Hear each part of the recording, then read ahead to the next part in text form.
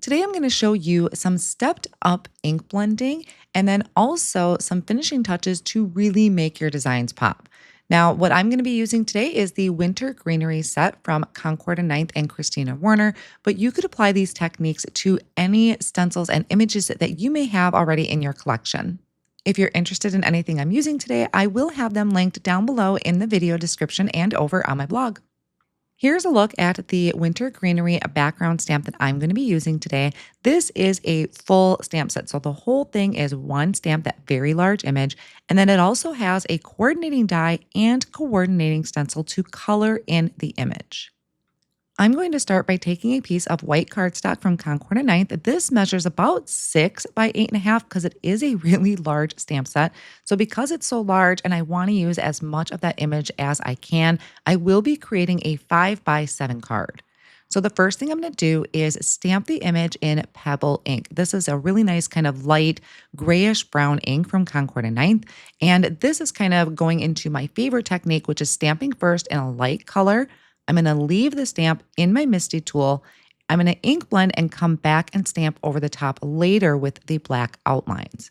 So I placed a little bit of repositionable tape on the back of my cardstock. I'm securing the first layer of the stencil down using Post-it tape. And now I am going to be ink blending in layers. So I'm going to be building the color and really building the contrast.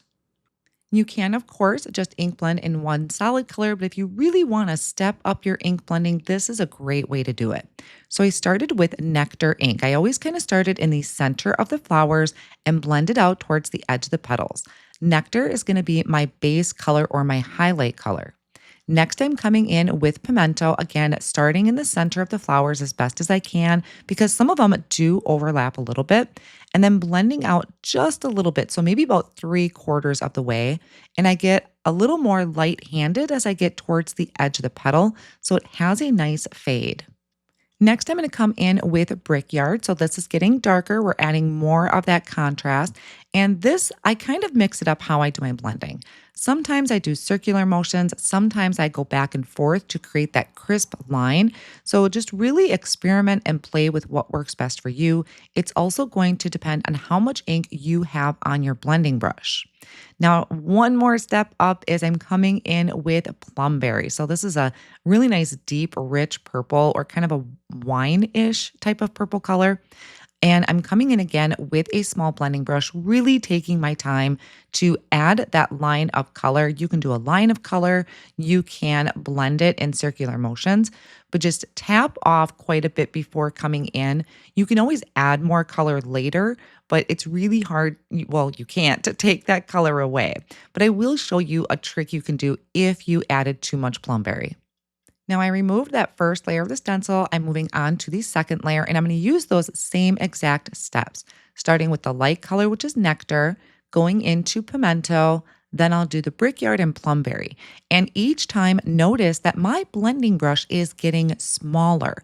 It is nice to have the variety of blending brushes, especially if you want to really hone in on certain areas. You don't have as much ink to worry about, and the bristles aren't going to spread out as far as those bristles are smaller on the blending brushes. So I will have each of those linked down below in the video description as well if you're interested in these blending brushes.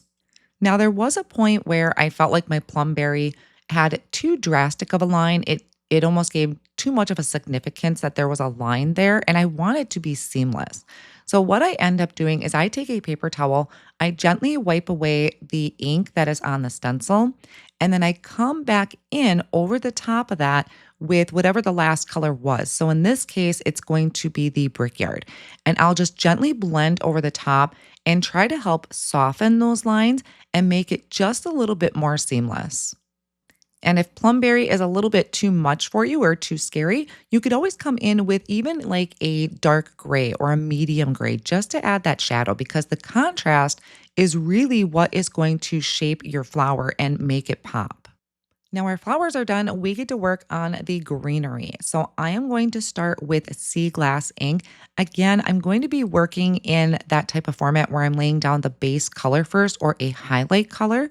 So I really want to try and keep that color. It gets a little bit tricky with the leaves, but again, switching up your blending brushes to have some smaller bristles, smaller area to cover really does help.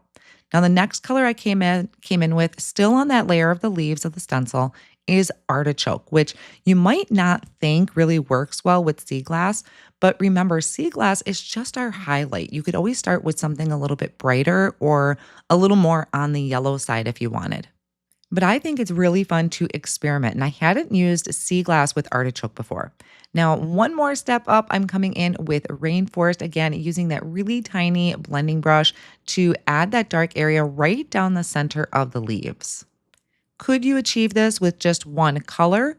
Yes, but you might not get as much of contrast as this. So you can achieve that by just going a little bit lighter handed with the color and then stepping it up and adding it a little bit darker or applying more color to a certain area.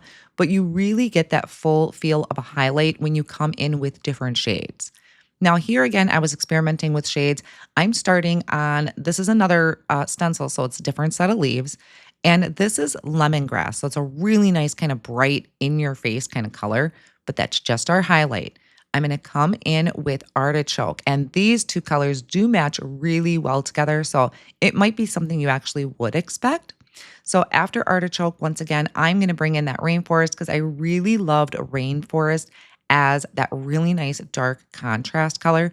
But again, you could use maybe a dark gray or even a black if you really wanted to step that up. And a lot of times with that rainforest, if you watch my hand movements, I'm kind of going back and forth. I'm trying not to spread my bristles too much. I don't want it to overtake the design. I just wanted to add that shadow area. The last layer of the stencil is adding the berries and the center of the flowers. So I did honeycomb for the center, and then for the berries, I am doing pebble. But what I'm doing with the pebble is only applying it to one side of the berry. I didn't want the whole thing to be gray. I just wanted it to have that shadow to match the rest of my design. Now, this is the part that tends to scare people, is stamping back over the top of my ink blending. So you could leave it like this because it gives it like a no line kind of artistry look. But I like to stamp in a light gray first so that I don't risk smearing any black ink. Like if I'm not patient enough to let the black ink dry, I do like stamping in that light gray first. And then I'm going to place it back in the Misti and stamp over the top with a black ink. And in this case, I did a Versafine Nocturne ink. And then I'm going to line up the coordinating die, hold it in place with Post-it tape, and run that through the die cut machine. So recently on my YouTube channel, I had asked people what did they want to see or what would they like to see more of? And a lot of people had said my thought process in creating a card, and that can be really tricky to explain. A lot of times it is a gut feeling on what looks good to my eye may not look good to somebody else. Now, one thing I know I wanted to include was this, I think it's called Joyful and Merry stamp set. It had these beautiful scripty fonts from Christina Warner, and I knew that was one thing for sure I wanted to do. So I stamped that down in black ink on a white cardstock. There is a coordinating die to cut it out, but you also get on that die set like an outline of it. So instead of stamping, you could die cut the outline from cardstock and put it on top of the white shadow area. Another thing I wanted to try and incorporate into my card are these stitched lines. So this is a very famous kind of Christina Warner look, and she has a stencil to help you create that look too. So this is the Finishing Touches stencil. This one does happen to fit a 5x7 card, and I tried it with a paper pouncer to do those dashed lines. That did not work, so I used a mini blending brush, but just be careful how much ink you're applying with that brush because you don't want that color to really build up and seep into those lines because it is a white pigment ink. So I have the stitched lines on my card front, which I will talk about in a second. And then I layered my poinsettia together so I have a little bit of a stacked look there. Now my card front, as I mentioned, is a 5x7 because I really wanted to use as much of that flower image as I could. That is created out of Brickyard Cardstock. And here I am playing with the design. Did I want it to be landscape or portrait? I liked both, but I was really leaning on this landscape. But I had to get a sentiment in there first because sometimes the sentiment is what really helps pull things together. So there is a smaller sentiment on there. There's actually lots of them that work with this. The one I picked out is Greetings.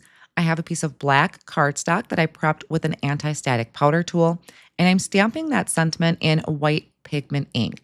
I'm being very, very careful because it is a delicate sentiment and I don't want to squish the stamp set and distort those letters.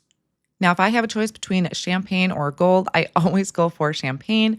I found some champagne embossing powder in my stash, so I sprinkled that on, tapped off the excess, and then melted that with my heat tool. After that has cooled for about 20-25 seconds, I'm going to buff over the top with a Swiffer cloth to remove any of that excess powder. And then I'm going to die cut this out with this thin strip die that is included in that Joyful and Merry die set. So I think you can create this to go across the entire card front, but I just wanted it to trim out the word greetings because I like to have that as clean as I can and as even as I can. And I find that I can accomplish that with the dies versus me trying to eyeball it trimming. So I'm going to start putting my card together as I'm still thinking about where I wanted the sentiment. This I knew for sure I wanted to overhang. I wanted to trim some of that off. So I put some foam tape behind my image, added that to the top of my card panel, and then I'm going to trim off the excess with my shears. On that smaller sentiment that I heat embossed, there was a little bit of like a gap of black cardstock off on the left-hand side. And I thought that would look nice to go underneath my stamped sentiment that I die cut out. So that's why I left that little bit of a gap. I used these stitch lines as a guide to make sure that my word greetings was straight. And then I added a little bit of foam tape behind the word joyful, and I'm placing that over the top. So it would look really great die cut out, the word joyful die cut out, but I love it in that stamped with the bold, bright white outline. Now here's where I start really stepping up the finishing touches. So I started by adding some gold glitter drops to the center of the poinsettia. I added white gel pen highlights to the leaves. I'm taking a gold metallic like glitter pen and I'm adding that to the very center around the gold glitter drops, but I'm also going to add it a little bit more to the leaves in the back or the flower petals in the background. And then I'm going to come in with the glossy accents. I'm adding that over the top of the berries and then sprinkling on, I believe this is rock candy. Now, did I need to add all of that stuff? No, it looked great as is. But if you want to add just a few finishing touches to take your card design even further, those are some products that can really help in that process. So I hope you found these tips helpful when you want to step up your ink blending and also step up your finishing touches. Again, I will have all of the supplies I used today linked down below in the video description and over on my blog. I want to thank you all so much for spending time with me today. If you enjoyed today's video, I would appreciate if you gave it a thumbs up so it can be shared with other card makers. Subscribe to my channel if you want to see more videos from me, and be sure to hit the bell notification so you're notified when new videos are posted. Thanks again. Here's another video I think you might enjoy.